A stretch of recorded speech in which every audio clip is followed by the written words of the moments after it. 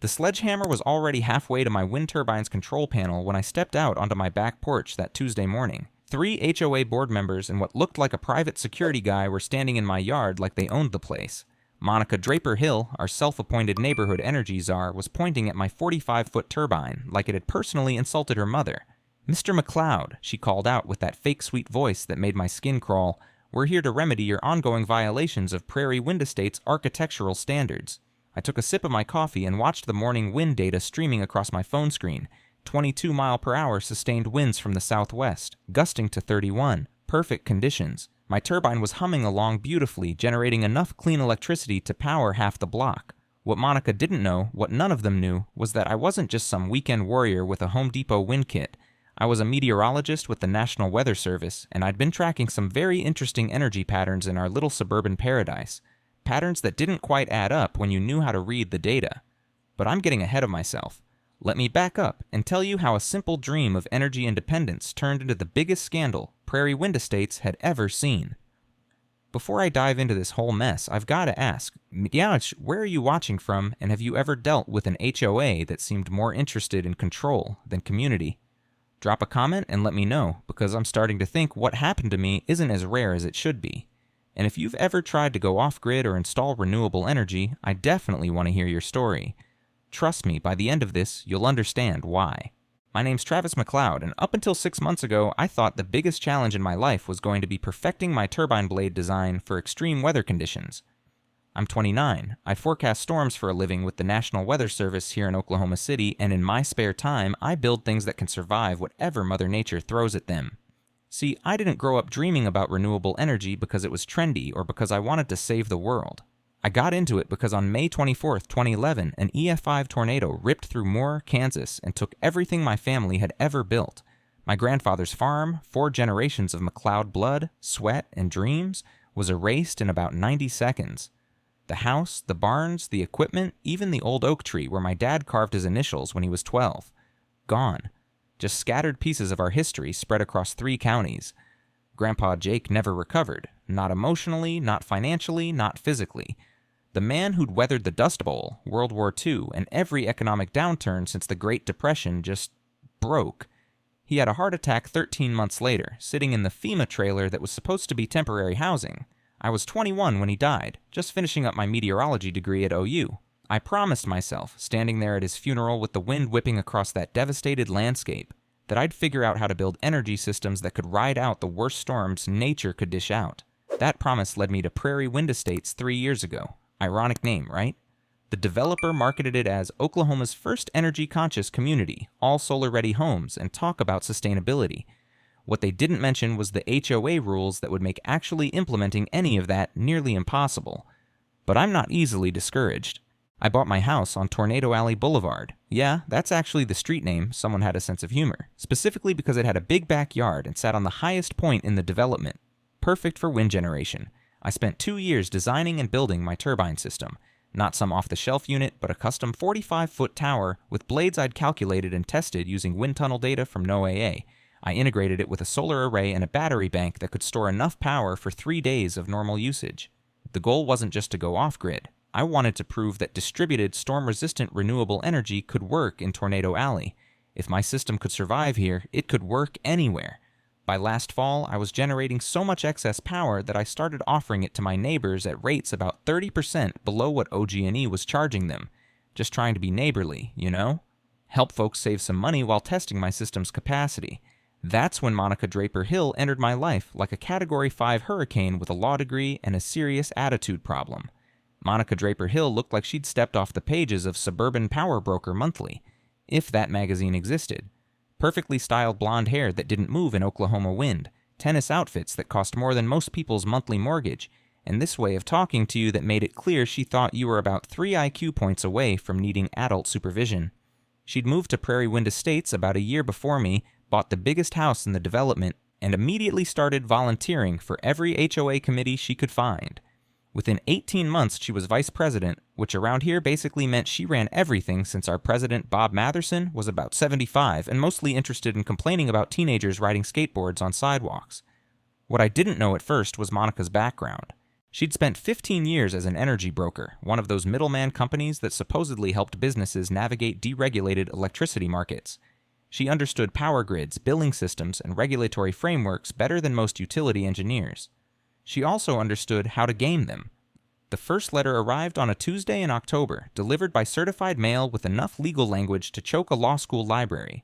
The subject line was Notice of Architectural Control. Committee violation. Immediate remedy required. Dear Mr. McLeod, it began, because Monica always started her attack letters with fake politeness. It has come to the attention of the Prairie Wind Estates Homeowners Association that you have erected an industrial wind generation facility on your residential property without proper approval from the Architectural Control Committee. Industrial wind generation facility. I'd built one turbine that was shorter than the cell phone tower 6 blocks away, quieter than my neighbor's pool pump, and more attractive than half the backyard sheds in the neighborhood. But Monica had a gift for making everything sound like a federal crime. The letter went on to cite about 15 different covenant violations, demanded I submit detailed engineering reports and environmental impact studies, and gave me 30 days to remedy this situation or face escalating financial penalties. I figured it was just bureaucratic nonsense. Fill out some forms, show them my permits and engineering calculations, maybe sit through a boring HOA meeting, and we'd sort it out. I'd dealt with federal regulatory agencies. How hard could a neighborhood association be? That was my first mistake. I was thinking like an engineer, looking for logical solutions to technical problems. Monica was playing a completely different game. See, what I learned later was that Monica had a very personal interest in energy systems in our neighborhood.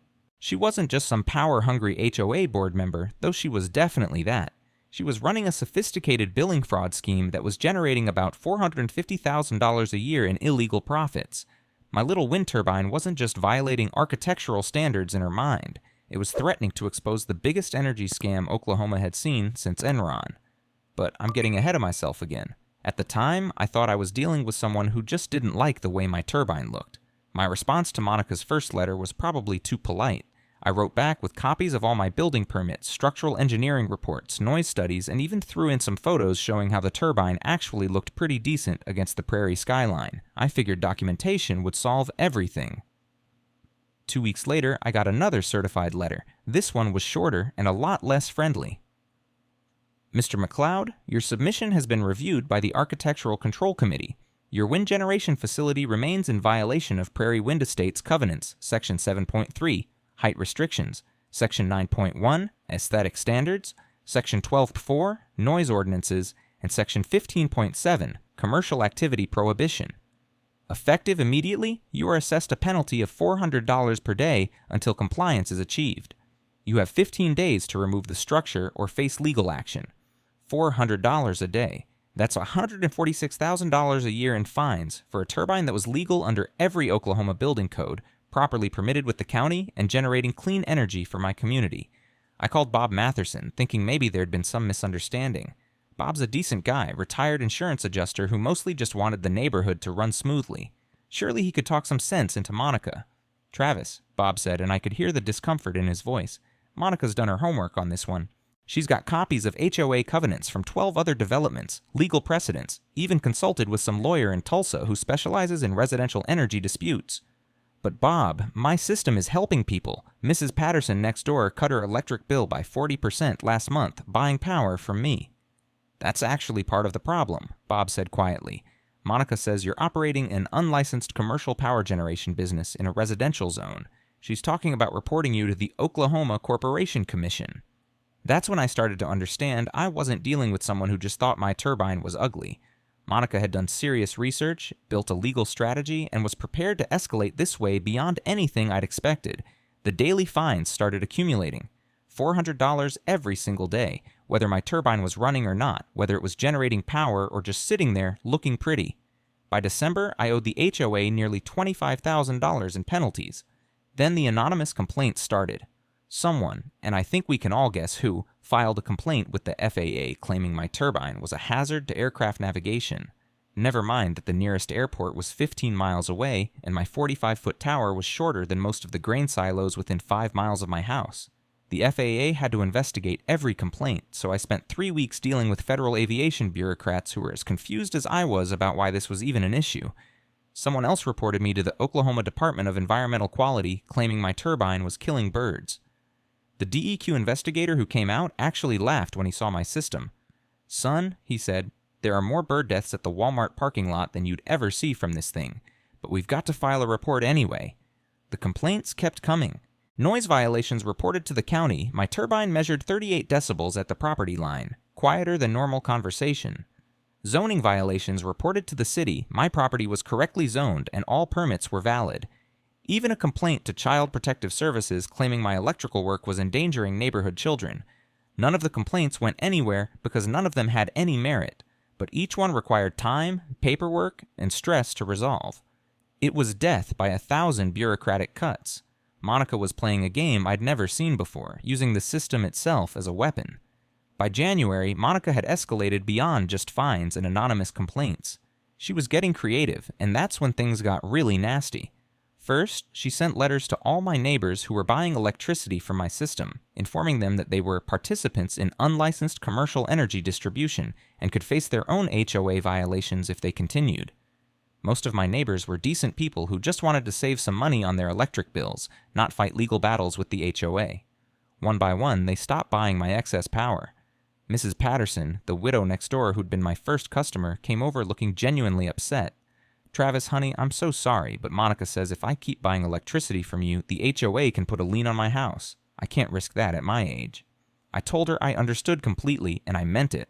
Monica was using intimidation tactics that would make a mob boss proud. Next, Monica found some obscure provision in the Oklahoma Uniform Building Code and petitioned the county to reclassify my property as containing commercial power generation facilities. If that went through, I'd need industrial permits, commercial insurance, and compliance with regulations designed for actual power plants. The permitting process alone would cost about $50,000 and take 2 years. But the move that really got my attention was when Monica somehow got my boss at the National Weather Service involved. I came into work one Monday morning and found my supervisor, Jim Crawford, waiting for me with a copy of a formal complaint letter. Monica had written to the NWS claiming that I was misusing federal meteorological resources for personal commercial gain and suggesting that my weather forecasting job might be compromised by conflicts of interest. "Travis," Jim said, looking genuinely concerned, "I know this is bullshit, but regional office is asking questions. They want a full report on whether you've ever used NWS data or resources for your personal energy projects." The complaint was completely baseless. I'd never used anything but publicly available weather data for my turbine work. But it put my career in jeopardy. In the federal government, even unfounded accusations can follow you for years. That night, sitting in my living room listening to my turbine humming in the backyard, I started to realize Monica wasn't just trying to make me remove my system. She was trying to destroy my life. But here's the thing about meteorologists. We're trained to see patterns that other people miss. The storm that changed everything hit Prairie Wind Estates on February 14th. Valentine's Day seemed like a weird day for severe weather, but Oklahoma doesn't really care about holidays when it comes to tornadoes. I'd been tracking the system for 3 days, watching a classic setup develop across Kansas and western Oklahoma. Strong wind shear, plenty of moisture, and a temperature differential that was textbook supercell territory. By noon on the 14th, I was pretty sure we were going to see something significant. Most of my neighbors were at work or just going about their regular Tuesday routines. But I was home, monitoring the storm's approach on my weather station, the same equipment Monica had been calling an industrial eyesore for months. The tornado warning came through at 2:47 p.m. Doppler radar showed rotation about 8 miles northwest of our development, moving southeast at about 30 miles per hour. I sent out a group text to every neighbor whose number I had. "Tornado warning. This one looks real. Get to your safe rooms now." At 3:15, the power went out. OG&E lost the main distribution line somewhere north of us when the storm knocked down a transmission tower. The whole development went dark except for one house, mine. My wind turbine and solar system, backed up by a battery bank I'd sized for exactly this kind of emergency, kept humming along like nothing had happened. Within minutes, neighbors were knocking on my door. Mrs. Patterson needed power for her oxygen concentrator. The Johnsons had a newborn who needed formula warmed and bottles sterilized. The Garcias were trying to monitor weather alerts on their phones, but their backup batteries were dying. For the next 6 hours, while OG&E crews worked to restore power to our area, my industrial eyesore kept the lights on for half the neighborhood. I ran extension cords to essential appliances in 4 different houses. My weather station provided real-time updates on the storm's movement. My turbine, still spinning steadily in the post-storm winds, generated enough electricity to keep everyone's critical systems running. When the power finally came back online around 9 p.m., I had about 20 neighbors gathered in my living room, charging phones, warming food, and sharing storm stories. It was the strongest sense of community our development had felt since it was built. That should have been the end of the HOA nonsense. How do you complain about a system that literally kept your neighbors safe during a weather emergency? Monica found a way. The letter arrived 3 days later, and it was the most impressive piece of creative writing I'd ever seen from her. According to Monica's version of events, my wind system had created an attractive nuisance during severe weather conditions that encouraged neighbors to leave their designated safe areas and potentially interfered with official emergency response protocols.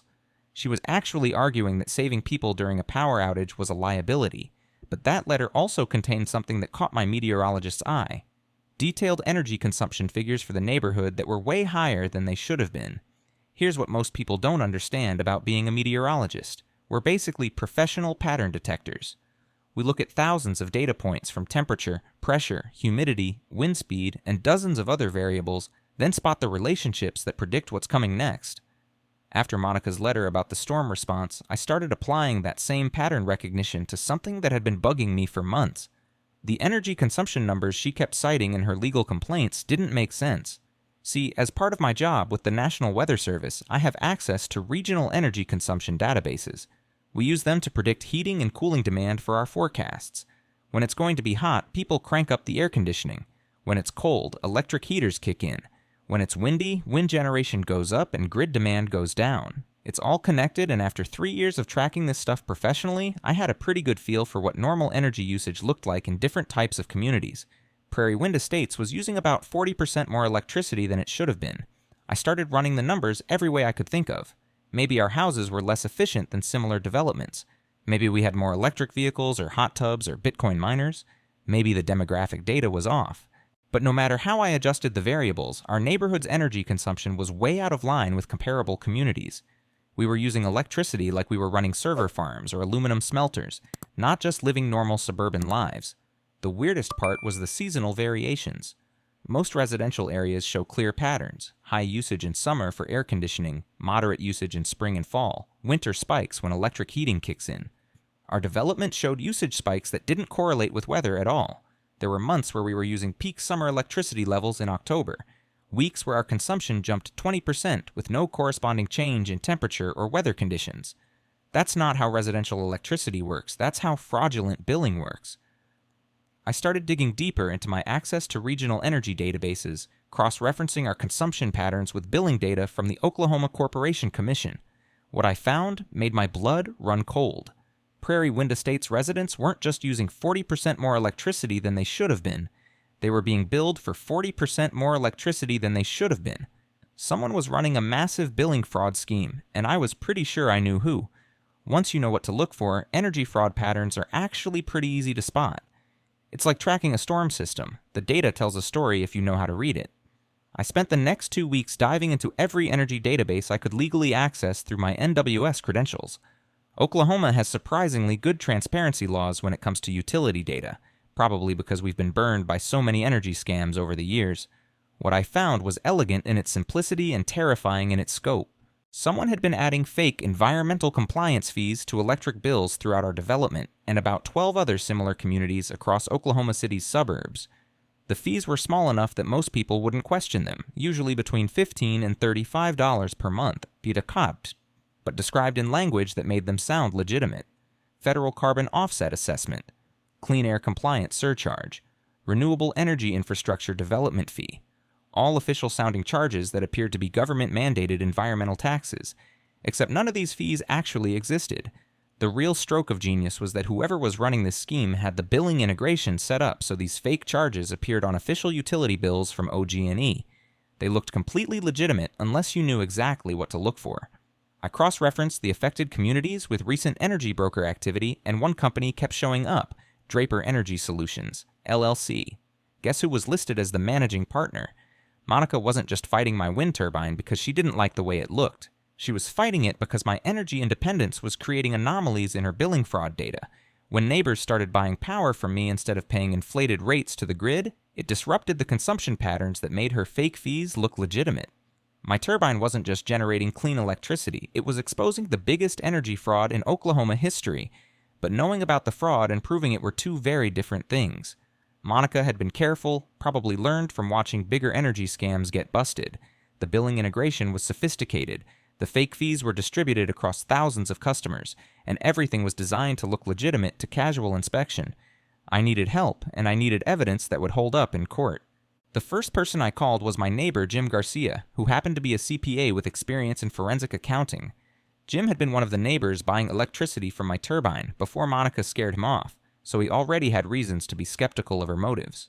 "Travis," he said when I explained what I'd found, "if you're right about this, we're talking about federal fraud charges, mail fraud, wire fraud, conspiracy. This is serious white-collar crime stuff."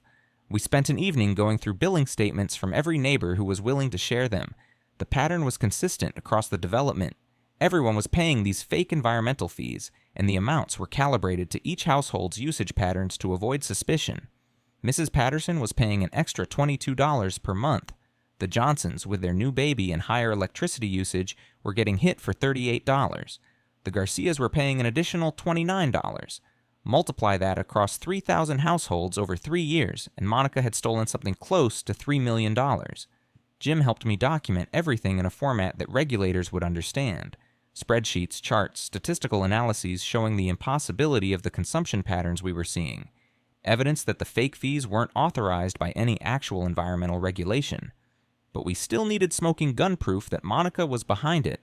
That's where my meteorological training came in handy again. Weather prediction is all about correlation analysis, finding relationships between variables that might not be obvious at first glance.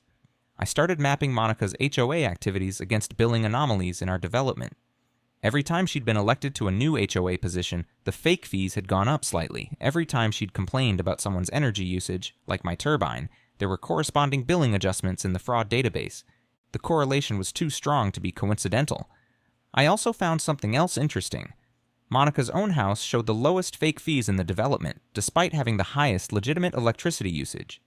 She was skimming money from 3,000 families while making sure her own bills stayed reasonable.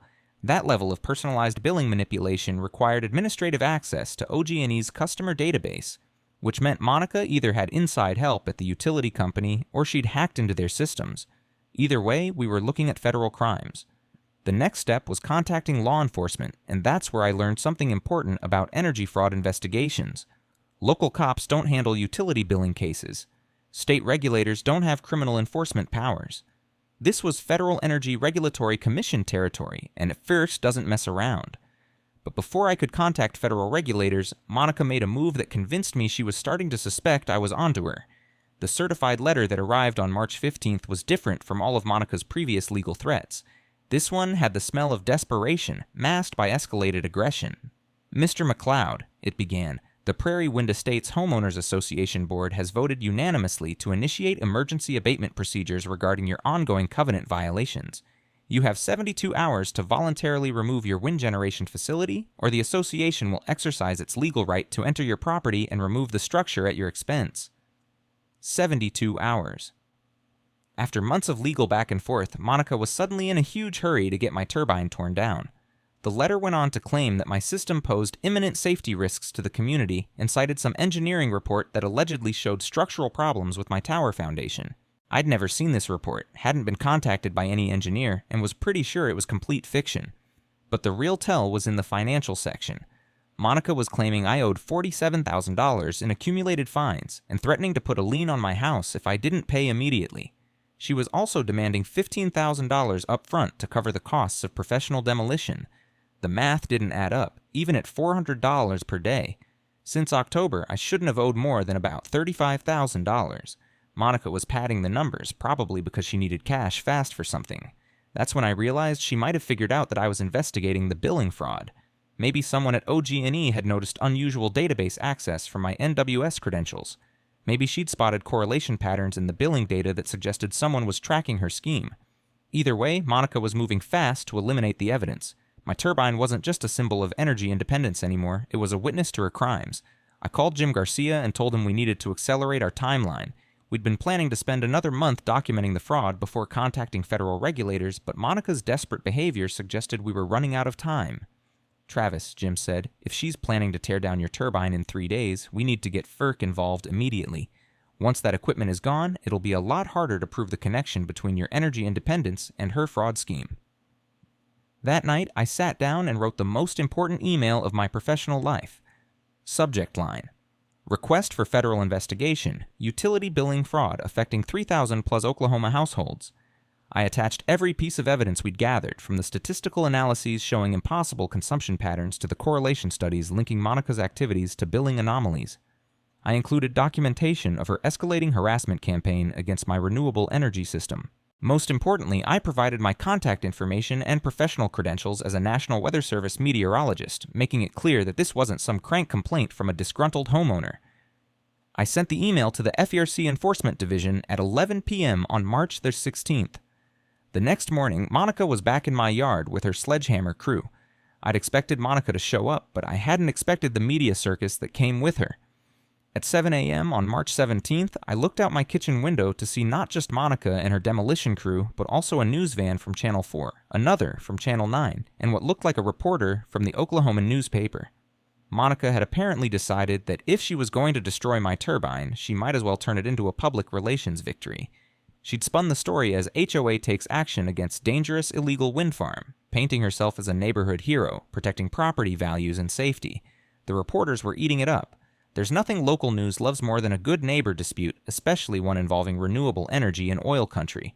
I threw on some clothes and walked out to meet the circus. Monica was holding court near my turbine, wearing what I'd come to think of as her official business outfit: navy blue power suit, unnecessarily high heels for standing in grass, and that perfectly styled hair that never moved.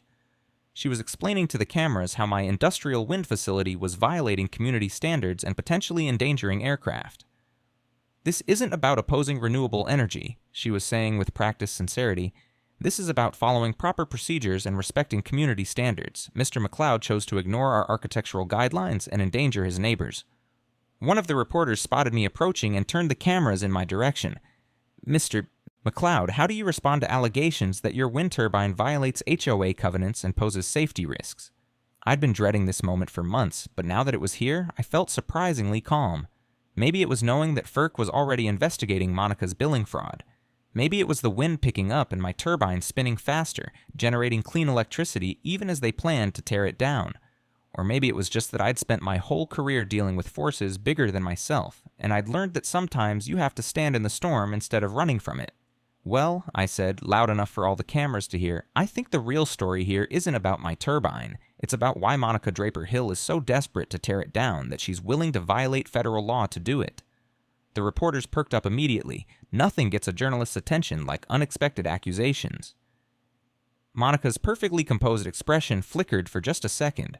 Mr. McLeod is facing significant financial penalties for his violations, and I believe he's simply trying to deflect attention from his own legal problems. Actually, I continued, pulling out a folder I'd prepared the night before, I'm facing financial penalties because Monica has been running a billing fraud scheme that's stolen approximately $3 million from Oklahoma families over the past 3 years. The silence that followed was beautiful. Even the demolition crew stopped what they were doing. I handed copies of my evidence summary to each reporter, statistical analyses, billing comparisons, documentation of the fake environmental fees, correlation studies showing the connection between Monica's HOA activities and billing fraud patterns. My wind turbine wasn't violating community standards, I said, as the reporters flipped through the documents. It was exposing the biggest energy fraud in Oklahoma history. Monica tried to recover, but she'd been caught completely off guard. This is obviously a desperate attempt to avoid responsibility for clear covenant violations. Mr. McLeod has no expertise in energy regulation or financial analysis. Actually, Monica, I'm a meteorologist with the National Weather Service, and I have professional access to energy consumption databases that most people don't see.